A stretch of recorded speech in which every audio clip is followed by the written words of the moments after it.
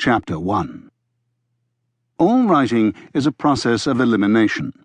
Martha Albrandt, quoted in 20th Century Crime and Mystery Authors, Editor J. Riley, 1980. The night of the first murder. In a cottage on the Selsey Road, the central heating had cooled and the floorboards were creaking.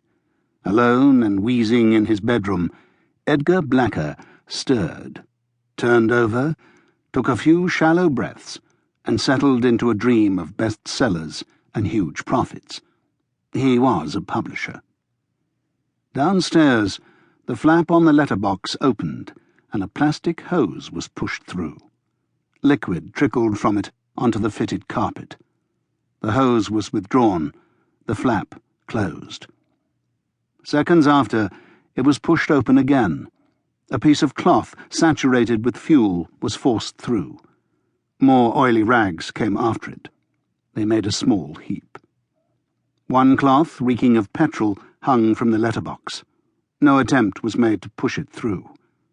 There was the faint sound of a match being struck. The cloth fizzed into flame, dropped onto the other rags, and they ignited at once. 2 parcels of page proofs were lying beside the door, ready for posting.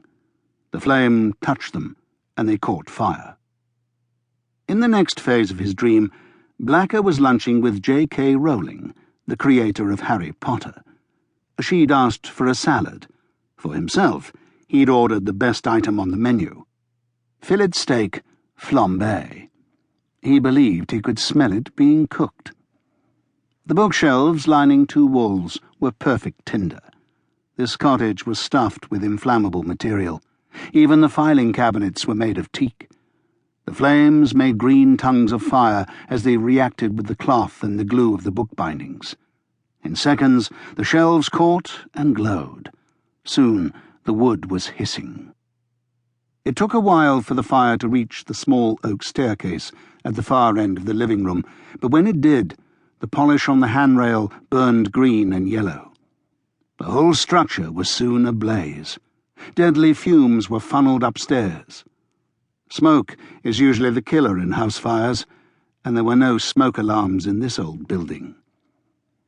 Edgar Blacker didn't get to close the deal with J.K. Rowling. He inhaled various gases, including carbon monoxide, and was called away to keep an appointment with the chairman in the sky.